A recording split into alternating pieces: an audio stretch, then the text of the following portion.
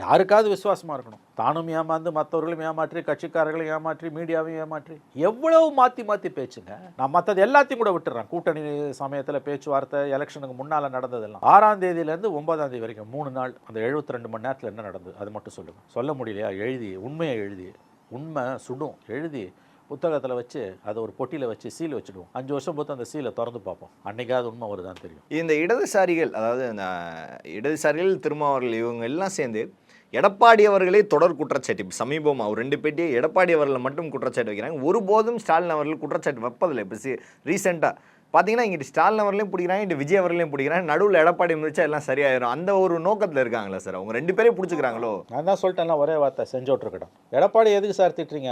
அவர் வந்து இன்னைக்கு தோல்வி முகத்தில் இருக்கிறார். தொடர்ந்து 2 தோல்வி, 10 தோல்வி, 11வது தோல்வி. எடப்பாடியை முதலமைச்சராக்க வேண்டும் என்ற முடிவு யோசனை திமுகவில் இருந்து தான் முதலில் வெளியில் வந்தது.